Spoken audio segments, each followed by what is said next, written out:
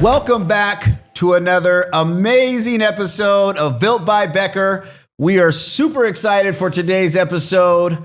I'm here at Studio 239 with the man himself, Mr. Studio 239, Tim Guerrette. Wow, Built by Becker. This is big time, man. This is a big one.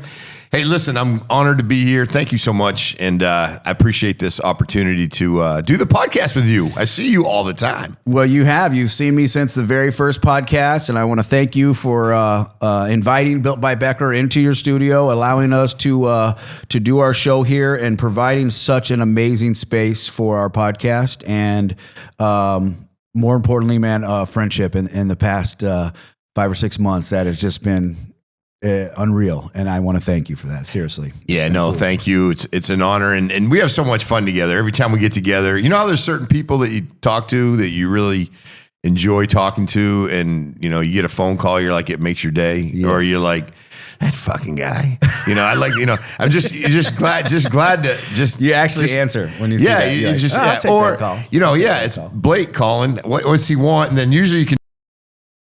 Time you get to the house, you're like, man, we talked that long. Yeah.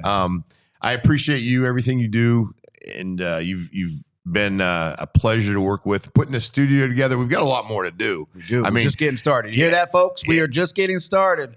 Studio 239 is going places. I'm telling you, if you haven't made it here, you need to be here. Your story starts here. Yeah. Let's go. No, and there's a lot of good things that we're going to do. It's out in the community as well, but here in the studio, it's going to be set up to where we can do so many good things and bring quality production to our audience. So I want to hear a little bit about you. Now, I've gotten to know you over the past months and, you know, snippets here and there. So I definitely have a few questions. I'm going to ask a few questions. I want to learn a few things about Mr. Tim. And then we're going to dive into some stuff that we've started doing together, and then some stuff that I think we might be doing in the future. And so we'll just kind of freestyle once we get to that point. But how many years did you serve as a law enforcement officer here at Collier County? Here in Collier County, it was right about 31 years. Yeah. Wow. 31 years. I started out with the Florida Marine Patrol. Okay. And the Florida Marine Patrol was like law enforcement. It's like Baywatch, you know, working the water. I was in the United States Air Force. Oh, thank you. In 1986 okay.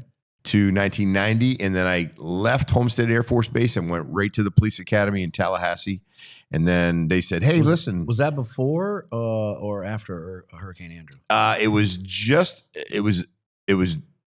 Hurricane Andrew hit. It was before Hurricane Andrew, but Hurricane Andrew hit, and I was in the Florida Marine Patrol. So I worked for the state. Wow. Went over to Miami. Actually, went over to Homestead because that's where I was stationed. So I went back, and I honestly did not even recognize the place I lived. But yeah, so and then in Collier County, I've been here ever since. Love Collier County. Switched over to the sheriff's office at about my 2-year mark with the state. I really enjoy kids. Had the opportunity to go there. That was Don Hunter was the sheriff. Hunter, yep, nice. Yeah, Don Hunter was the sheriff. Yeah. Good sheriff. A couple things recently not as well, but great sheriff. We had a great opportunity, and he definitely moved the agency forward at that time. What's it like being a cop?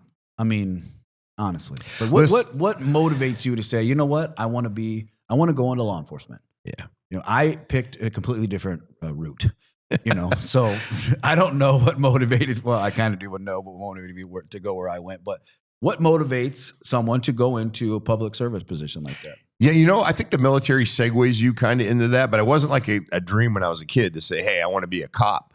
But catch bad guys. You catch bad guys. But once it hit me, you know, I was like, this is what I want to do. This is great. And, you know, we all, as law enforcement officers, we come out with we want to help and serve the community and change people's lives. That's all true. But the reality is it's fun as hell to chase people, gear up, go out and, you know, and truly make a difference in the community. There's excitement. The excitement. I mean, I'll tell you, we before we'd go out, and I ran the gang unit from 1999 to 2002. I was the first sergeant ever to be in the street gang unit here in Collier County. Very effective gang unit. And we actually used to go in and we used to put on Pearl Jam, and we'd crank the shit out of that, and we'd gear up and we'd say, all right, where's our targets? Where are we going? And a lot of people don't realize back in those days, back in 96, 97, 98, 99, 2000, gangs were at a tipping point in Collier County. I mean, it was pretty rough. I mean, there was like shootings and drive-bys and gangs were popping up, and we knocked the shit out of them early on. And I think it's really shaped the way Collier County is today. Yeah, I will say Collier County Sheriff Department does a phenomenal job of keeping our community safe. I mean, there's a no nonsense mentality about that. I mean, we have a lot of amazing people that live here, a lot of amazing homes, a lot of tourists that come here. So we want to keep our community as nice and as safe as possible. So I want to give a shout out to Collier County Sheriff Department for doing a great job of that. City of Naples Police Department, even the Highway Patrol and those guys. They really do a good job. And thank you for doing that in your service. We're blessed in Collier County. I mean, I can tell you that we go out and the community loves us for the most part. Once in a while, you'll get somebody say, "Hey, I smell bacon," or "smells," whatever. But the community loves us. So is it true that I heard great. Collier County has like 2 cops per person compared to other places? Actually, it's totally just the opposite. When I think, believe it or not, there were more cops on the actual patrol on the beat back in 2001 and 2 than there are now. Golden Gate Substation, of course, it was broken. It's split now into 2 districts, one for Golden Gate Estates, one for Golden Gate City. But the reality is it's about the same, or even they have less. Technology's helped us a lot, but Well, I know recently, and I do have some law enforcement friends, some who have retired recently, some that are still active.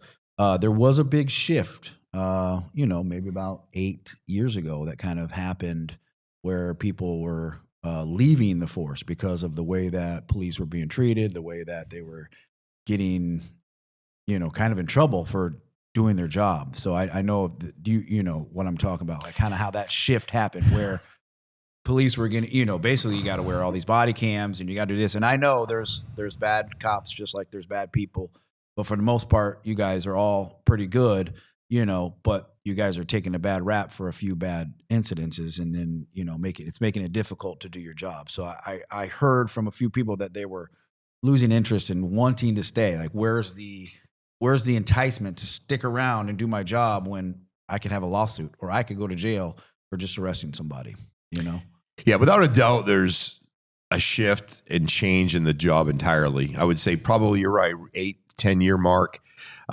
Being a police officer today is so difficult. Yeah.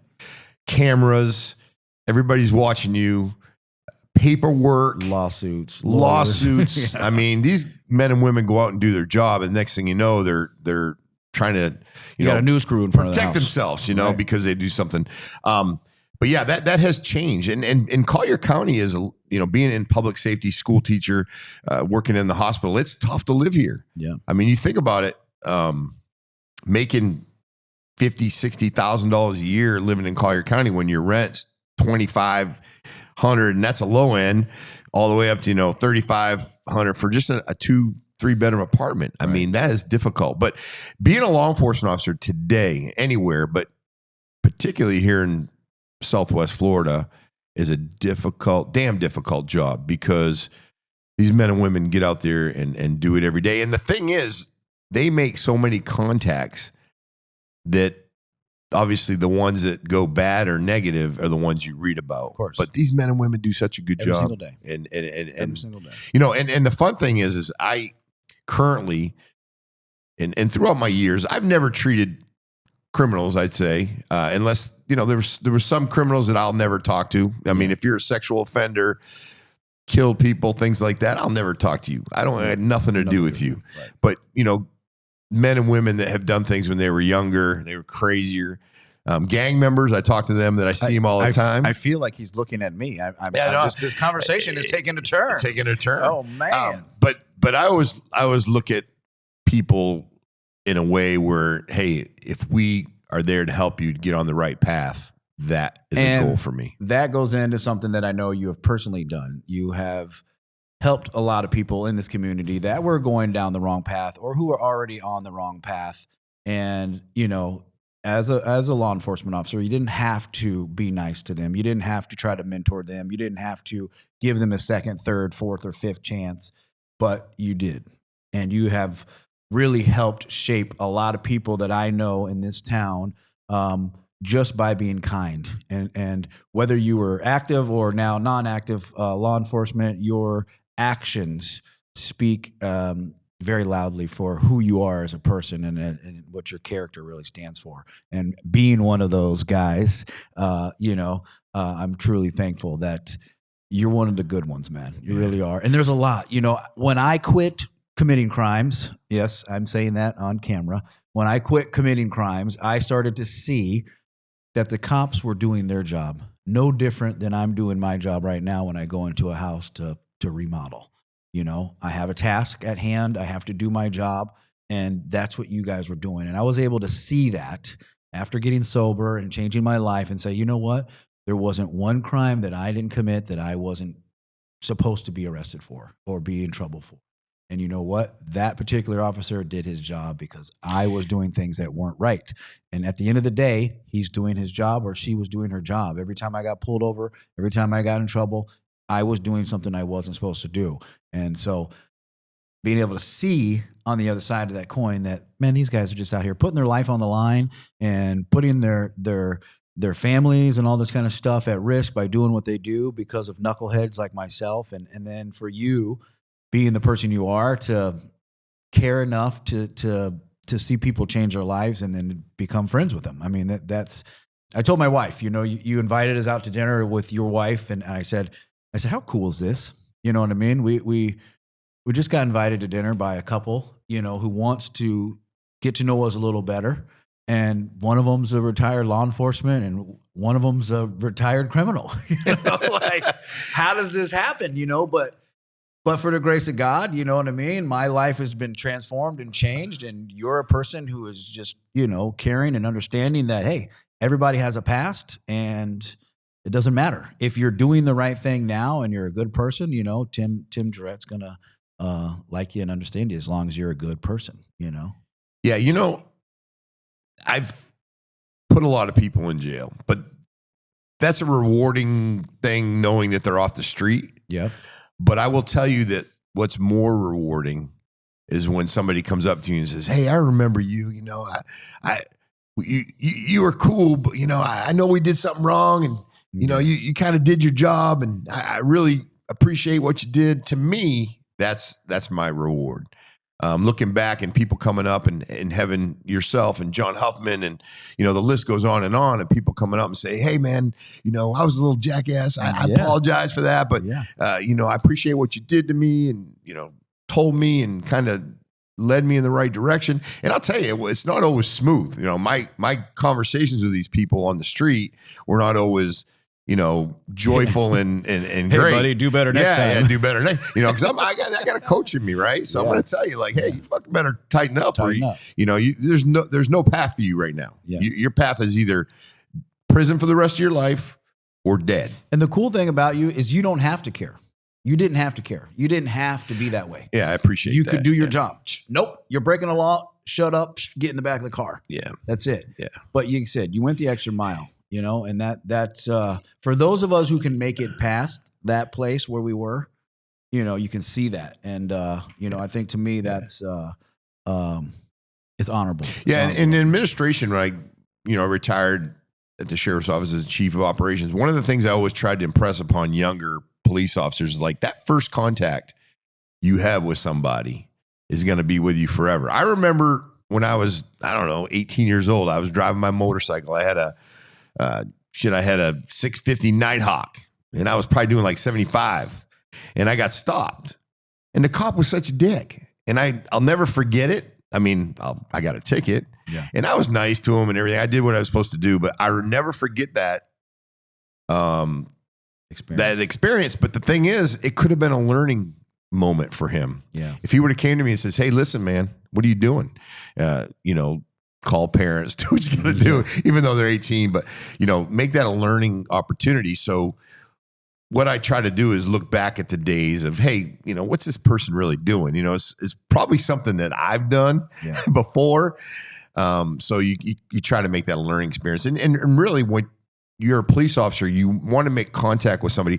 I get so frustrated at these police officers that stop and driver's license registration. Can I ask what I did? I'll tell you when I want to take. No, take a second, explain why you stopped them. Relax. Right. And you can still be, officer safety is not jeopardized. Treat people right. Yeah. I mean, now I will tell you, there'll be people when you walk up to the car, they go off. I actually talked somebody out of a ticket one time, and I was a police officer. So I'm like, hey man, I stopped you because you're driving like an idiot on Airport Road. Yeah. I mean, listen, I don't even have a ticket book, and so you need to slow down. And the guy was just being a jackass, and I'm like, hey, stop, okay? And then finally we got it all worked out. But you got to treat people with respect, and I think it comes back to you tenfold. So what was probably one of the most, I want to ask you, a standout case or one of the craziest experiences that you had? And we're gonna change gears from the law enforcement page, but what was one of the craziest moments there? Yeah, several of them. Obviously, one of the things that I really hated, anything where a kid was a victim. I've had a lot of those cases before, especially working in the schools, and then kids drown in the pool. When I was in administration, I'd always make those phone calls to people that responded, our law enforcement members and the family, and try to reach out to them. One of the most interesting cases I think that I ever worked was on the weekends. I used to work these details in the youth relations division. And they'd want to have, we call it dog and pony show. You hand out stuff and you do, drive around, do the thing. Well, I got to know this person who worked at Victoria's Secrets. Very pretty girl at the time, but I just knew her as a person and a good person and very striking, looks were amazing. And just you remembered her, right? Yeah. So I was working at the mall, and probably about a month later, we get a call, and it was on Green Boulevard, and I was at Sunshine Boulevard, and they said that there's a 911 call, and it was a hang up, but they could hear commotion in the background. Happens all the time. Oh yeah. We hear it all the time. I mean, 9 times out of 10, it's nothing. So I'm very close. It's Green Boulevard, so it's green just west of, Santa Barbara. Santa Barbara, thank you. Just west of Santa Barbara. House was there. I responded. As I pull into the house, a car is leaving. Well, I got a choice to make. Do I go after the car that's leaving, or I go to the call? Because I don't really know. All we know is a hang-up 911. Yeah. Again, 9 times out of 10, not a big deal. Well, as I get there, I ring the doorbell. Another officer pulled in at the same time. And we didn't get any answer. So what we did is we walked around back. And when I walked around back, I looked through the slider and I could see this girl, and there was blood all over the place. I mean, it was not a good scene. So we were able to get the slider open. And when we made contact with her, she had been stabbed. And she could tell me she was stabbed.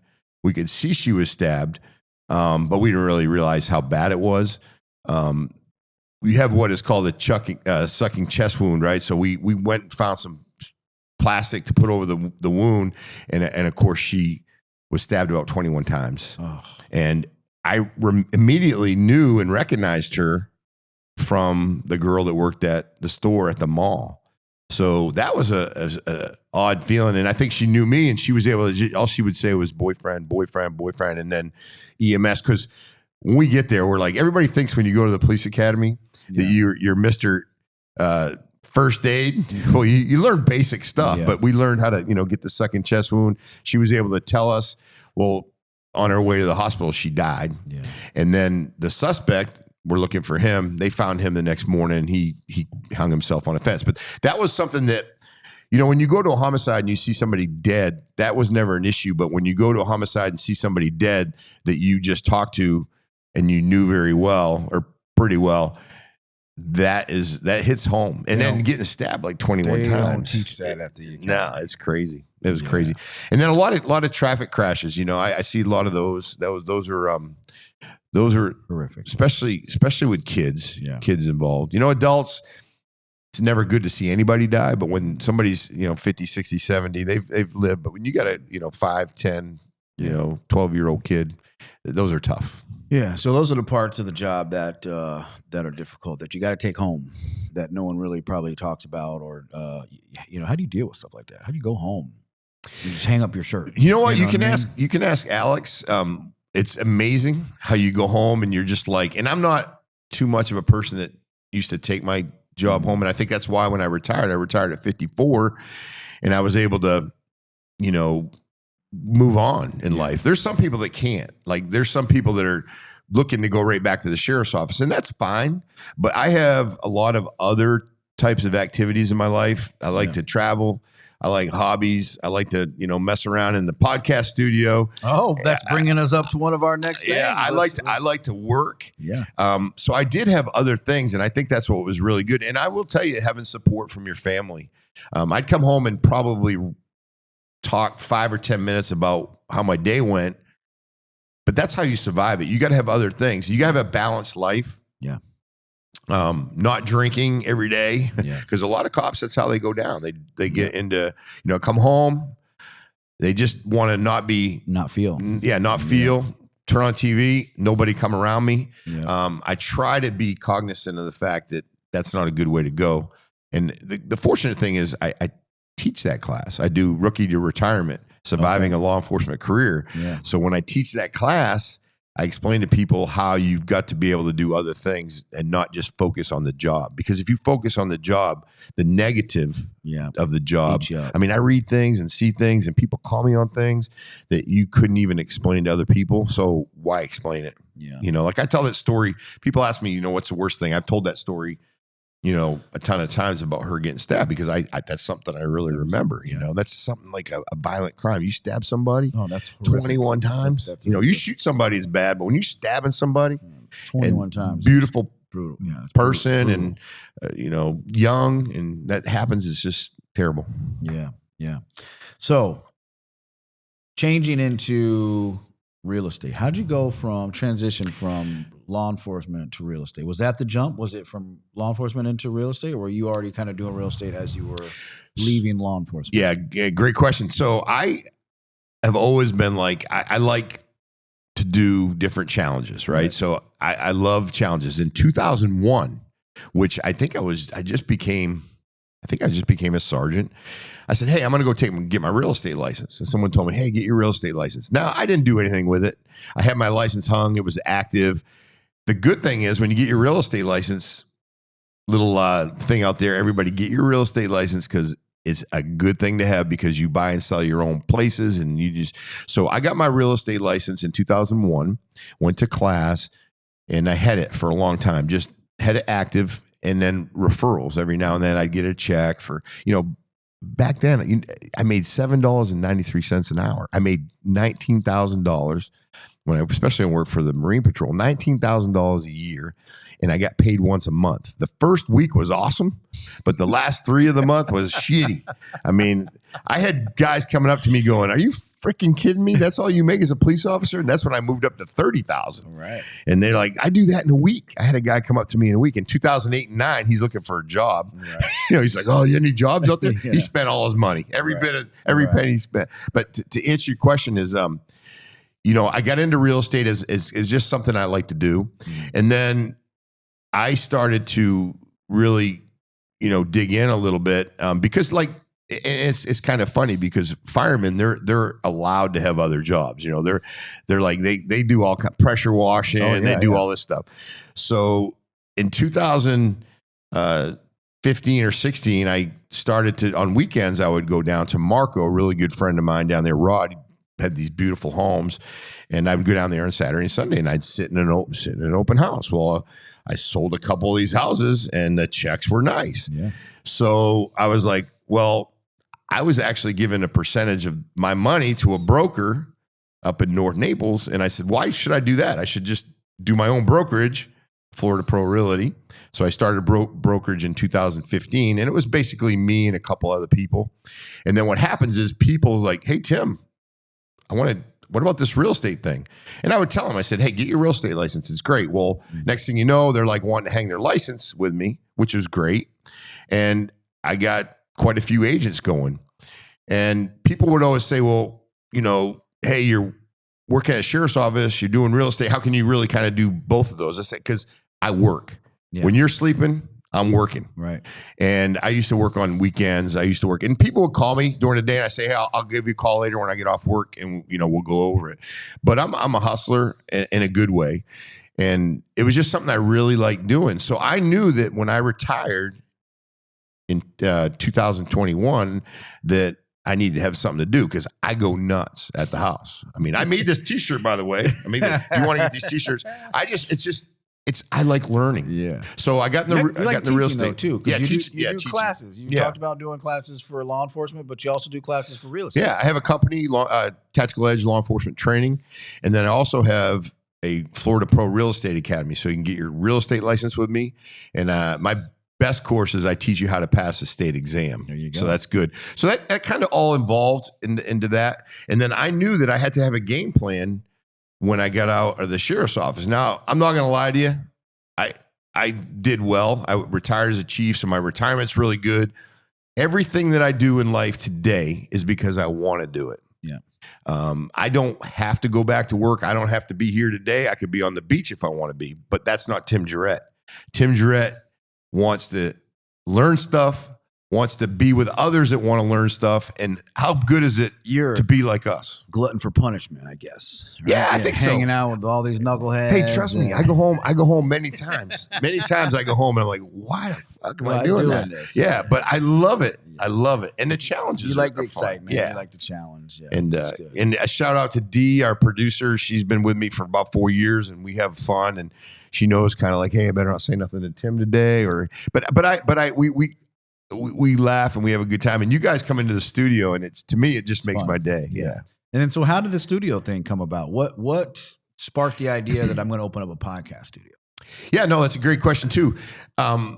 So during COVID, I was like, this podcast thing sounds pretty cool, right? So I'm going to start my own podcast. What's the name going to be? 239 Uncensored. It's great. Southwest Florida, everything Southwest Florida and beyond. And I can say the F word every now and then. And I try not to lay down F bombs, but if you want to say it, and the title kind of lends itself to people opening up a little bit, right? Uncensored, 239 Uncensored. So I started doing them, and man, it got a little traction. And to be honest with you, I have fun with it. Yeah. I'm interviewing ladies that are hunting pythons in the Everglades. I mean, firemen, county commissioners, and the people that I know in the community feel pretty comfortable talking to me, knowing that, hey, it's Tim. Yeah. So I started that, and then when I retired, I knew I needed to have an office, because I can't be at my house doing this stuff at home. I agree 100% with Donald Trump. All that. Get freaking people back to the office. Right. All right. Get out. It's synergy. Doing shit at home, we know is not happening. Yeah. Get out, get to the office. So too easy to not work when you're at home. Yeah. So I had just enough to get your stuff done, but you're not really productive. No. Yeah. And you're not really locked on, and you're not talking, because how much are we getting from talking to other people? That's really what we do. Yeah. The personal interaction is important. We definitely learned that mistake during COVID. Yeah. So best friend, still his day, love him, Sean McGrail. He sold his coastal beverage business, Budweiser. Go figure. Yeah. Good partner to have, right? He's a great guy. And then I was getting ready to retire, and I said, let's build an office. We can do real estate. I can do training, and then let's just do a podcast room. Well, that room became an opportunity for other people in the community, and I really didn't charge anything, starting up. And then people are like, well, can I rent the studio? Can I do this? Next thing I know, I'm renting the studio. I'm doing classes. I'm having a blast. My office was great. Vanderbilt Shops. It got a little expensive up there because I don't really need a retail space, because I no longer have the brokerage, because I work with Derek Carlson, who is amazing at really, really one group, MVP, and kind of took the brokerage out of my hands, because I had 50 agents at one time, and I'm like, it's too much to navigate. So make a long story short, I moved from there just recently, just moved in January 1st here. And within 3 days, I think, you put a studio together for me. Yeah. Well, so, not 100%, but yeah, it's pretty damn nice, though. It's pretty damn nice. And we're still not there yet. So when you come in and visit and you see the studio, you're like, well, that kind of looks like a little bit like my garage, a little bit. Well, we want a little bit like that, but we're going to have this thing so locked on. It's going to be great. But and it's fun. So that's it. That's Pretty cool. much. And then podcasting, I mean, I think with Trump, the way things are going, he went on Rogan. Yeah, he went on that locked him in. Podcast is definitely hot. I mean, we know that podcast is hot. There's 3 or 4 bigger outfits doing podcasts and shooting these kind of things in town. And then there's about 57,000 people trying to do podcasts in town, which is cool. I love competition because it makes everybody better. It makes everyone who wants to do this and really strive to be the best rise, and then all the other ones will just fall by the wayside. And that's is what it is. I personally got into podcasts for marketing. I'm more of like a marketing mind. I have of course I have 2 businesses, but my whole vision of podcasting was like another way to get our company name out there, you know?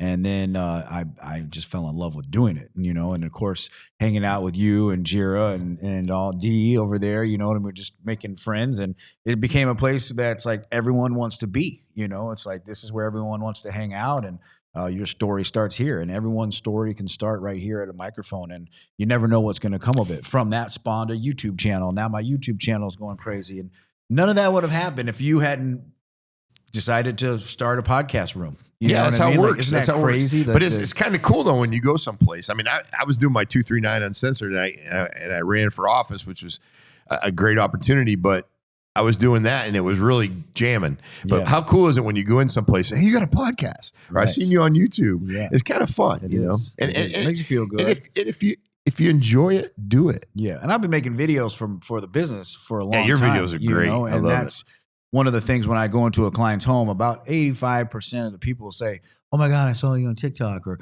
I saw your reel on Instagram, or I watched one of your videos and we called the office or checked out your website. And it's like a soft introduction. It helps get the door open a little bit easier when you're going in to do an estimate for a job that's $500,000 or whatever. People don't just hand over checks like that, you know? So it's a nice soft introduction. Mm-hmm. The videos, the podcast, and now falling in love with doing podcasts and the different people you get to meet and interview. Now it's more about them. Like I could care less about who watches my show. I'm learning about other people in the community. I'm making new friends. I'm adding to my network, and you know, it's fun. Like you said, plain and simple. It's just a really, really fun thing to do. And once you get past the uncomfortableness of, oh, what are people going to see, or am I going to mess up? And you know, who cares? You know what I mean? I just want to keep this thing going and have fun and interview as many people that I can. I really, really fell in love with doing it, you know? Yeah, and a lot of people ask about the numbers, right? How many on social media? What's your numbers? Listen, if I can get one person, impact one person, or change one person, or get one additional customer, or whatever the case may be, then it's all worth it. Worth it. Yeah. And plus, to be quite honest with you, I like doing it. That's right. And again, it goes back to the things that I do nothing. If you like what you do, you never work a day in your life, right? I do nothing in my life that I do not want to do, and God has blessed me to be able to have that opportunity. Amen. And sometimes I look back and I'm like a kid again. You know, I feel like did I really do 32 years or 31 years as a police officer? And Pat Giris asked me the other day, he goes, I just don't see you really as being in law enforcement. I said, no, because I put that. How old are you, Tim? Put that back. I'll be 38 next month. 38? Yeah, 38. Yeah. We're pretty rough for 38. Looking rough for 30. Hey, thanks a lot, jackass. Hey, ask a stupid question, get a stupid answer, right? So I feel like you're living your best life right now. I'm 57. Yeah. Okay, so I still live a pretty good life. Because look, I'm at that age. I'm 43. So I want to see like my friends that are a little bit older than me, like what's that going to look like? I remember when I was 25 and I thought 30, if I made it to 30 would be, you know, the end, you know? Yeah. 40 was never in my mind. I never thought I would even make it to 40 years old. Yeah. I just knew in my mind, there's no way I'll make it that long. But now that I've changed my life and I'm, you know, living this amazing thing, you know, I want to know, what does 57 look like? And you have a good time. You're having a good time. You're married to a beautiful woman. You enjoy your business, your hobbies, your friends. Like, you seem like I've regressed in maturity. Because, you know, I think a lot has to do with, you know, being so in a serious business for as long as I've been. And, you know, like I said, I wasn't on the street every day for the first, 15 years, 10 to 12, 15 years. Then I got in the administrative side of law enforcement, which I loved it. I can't lie, but it's not out in the streets. It's not taking criminals to jail. It's not interviewing people. So I think those years of 32 years of just being locked on every day, wearing a uniform, stuff I love. You got to be serious. Yeah, you got to be serious. Responsible job, everybody's watching you. Every step you take. Now I can just say, I really don't care what you think. You know, I appreciate you, I respect you, but I really don't care. You have a lot more freedom. Yeah, it's a lot of freedom. And then, obviously I just recently ran for office. Didn't go out the way I wanted, but I'll tell you what, it was an experience that I would never give up. And people always say, "Are you going to do it again?" When you just get done, you're like, "I don't think so," but you never say never. Right. And opportunities come, and to me, it's an experience that I'll never get an opportunity or never look back on. Right. I guess is what I'm trying to say. Yeah, you don't regret it. I don't regret none of it one bit. I mean, met so many people. Yeah. It's just the people that were on my A team that are still on my A team. We call it A team. Just I got 3 phone calls from people that haven't really talked to me too much. That were helping me out with my campaign, and I talked to them last night. It's just the funnest time, So it's just great. Check up on. But you're a good guy, so naturally people are going to gravitate. I appreciate that. To a good guy. So, anything fun and interesting coming up in the near future for yourself, you and your family, your Studio 239? Like, what's you got plans? What are you thinking? I try to travel. I try to balance my life. I know it sounds funny because I got all these different things and irons in the fire. But I go back to my principles and saying, hey, I do nothing that I don't want to do, so I can do that. But life-work balance is big. We've got this 239 Live. We haven't really figured out exactly. And if you do watch 239 Live, I'm like doing all kinds of things, and I'm trying to get over the jumbled up words and a couple things like that. But I think that's going to come. But what we want to do is right now we're kind of doing a little bit different because we don't have our set all set up. But what we want to do is bring in people from the community, bring in business partners, bring in folks that want to tell their story in a live setting, and kind of set up almost like a news type format where you have fun, and we can make fun of what's going on in Collier County. Then in the next second, we can be serious about what's going on in Collier County. So 239 Live is going to be great. I want to bring a cast of characters in. I want to you have a cast of characters surrounding you. So I want to make it. That won't be difficult. Diana, yourself, Blake Becker's been instrumental in that. Pat Gira has been huge. Pat Gira has been. He's been really good. If Pat Gira comes and he's coming to your business, give him a T-shirt. Give him a T-shirt. Give him a granola he's short bar. On clothes right now. His wardrobe is suffering. Yes. So he needs a couple sandwiches and some T-shirts. Yeah, a couple sandwiches, a couple T-shirts. Get him. Give him what you can. He really needs a handout right now, or hand up. Which one is it? Yeah, well, I don't think he wants a handout, but I know he'll take a shirt. I guess if that's what you want to call it. Do we know what size shirt he is? I think he's a medium. No, I think he goes. I think he likes XLs. XL. Yeah, XLs. He's kind of like a long. He's a long torso. body, and he really does like the goated. And I will say the goated stuff. Goated, sponsored by Goated. Goated is that's the new material. That's the way to go. Right. And then we're going to be pumping out some T-shirts too. We're going to try to make fun of community issues and people and ourselves. And we're going to some merch. We're going to cut out some merch. And really, the merch, we're not trying to make money, but you can support us so we can buy new toys. We can have a better production for us here. Oh, one other thing too is I really want to mention. Two things is if you're a nonprofit doing a fundraiser, let us know. I think we can put together a really nice opportunity to do virtual fundraising. And then if you are interested, and I Pat Gira kind of heads this up, our remote division, we'll come out to your live podcast, to your business.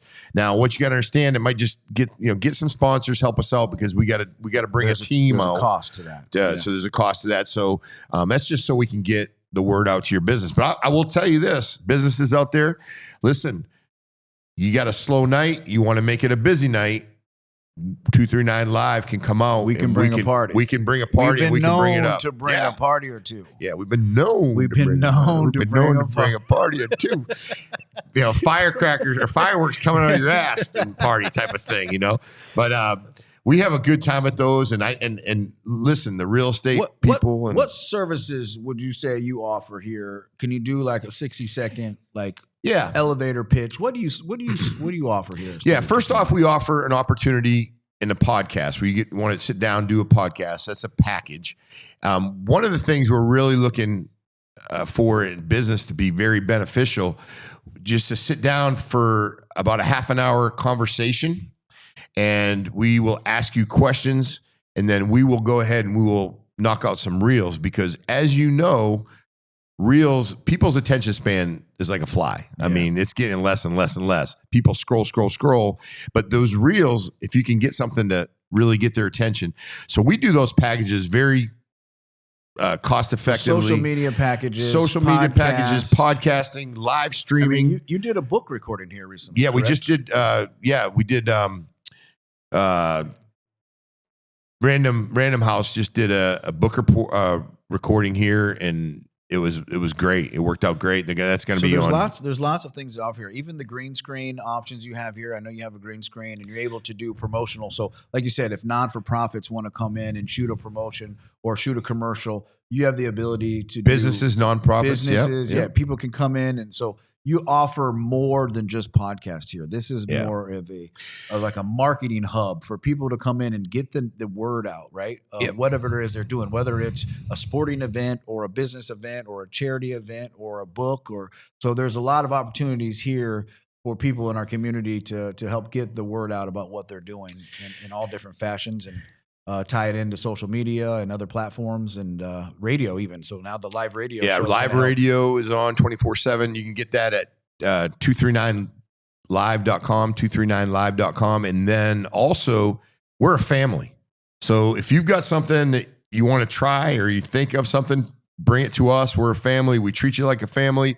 We'll try to get that up. And if we can do it, we'll find somebody that probably can, bigger scale or whatever you might want to do. But there's just so many applications. And right now, media and social marketing, social media marketing is such a huge thing. So bring it. We'll put it together. Yeah, let's ride the wave. Yeah, let's ride the wave. Yeah, and, that's great. Again, 239live.com. You can go there, gives our whole host of packages. We were actually our live videos embedded in there, so you can watch that we have that from Monday, Wednesday, and Friday from 8 to 10 a.m.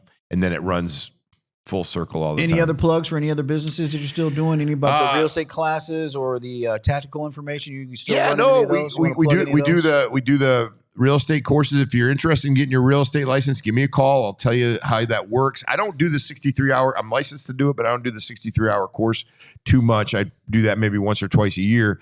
The big thing is once you take the 63-hour pre-licensing course, I'll get you through that state exam.